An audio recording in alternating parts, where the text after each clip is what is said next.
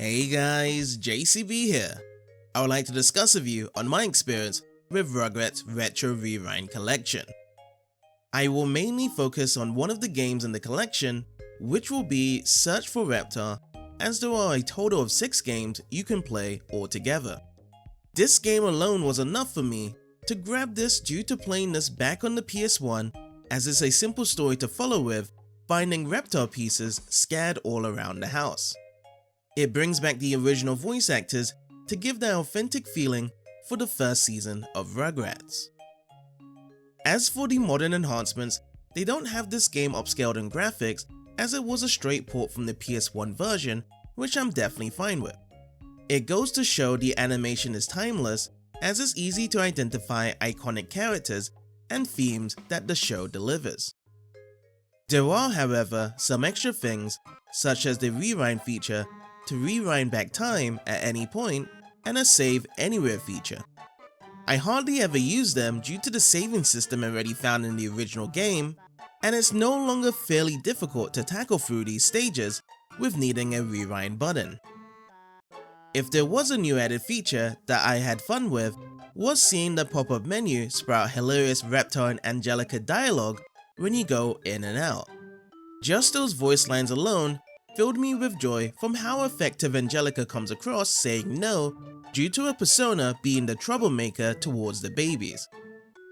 As for the gameplay, I did enjoy going through it again, as it didn't feel dated as I would have expected. This came from the controls themselves being very responsive and being able to control Tommy through the house and the other characters during the mission. There will be some classic moments of stumbling through certain parts, such as Spike trying to hurdle while chasing the goose, but often it gets overshadowed by many others that brings back even more memories. There can also be some problems with the camera close up trying to reverse the controls whenever I need to go the other way. This would often happen in the collectathon missions that we may need to collect objects around the house, but given that there was a massive time limit to do this, it doesn't seem to be much of a problem when you can compose yourself back to normal. One thing to note about the collection that they messed up on would be the instructions on how to do things during the missions. The buttons that were told to do things weren't the right ones and were placed on other buttons instead.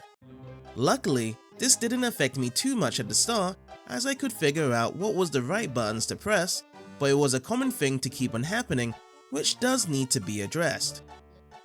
Other than that though, the rest brings back memories from seeing Tommy's house being an exact replica from how the cartoon was, along with going through these missions having the same content from how the episodes were done. This pairs up greatly with the cutscenes in the beginning to introduce the characters involved, as they were done well to show their personality of how diverse this show really was. Lastly, I completed the game in around 2 hours, as it wasn't difficult as I thought it would be compared to when I last played it. I do wish I was able to check out the Isle mission since I wasn't able to meet its requirements.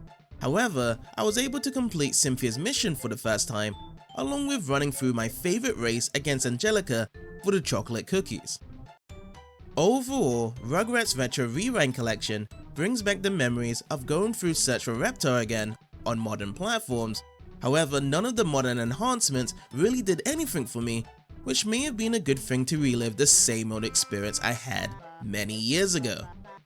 If any of you guys have any experiences with this game, feel free to share in the comments, and I hope you have a wonderful day.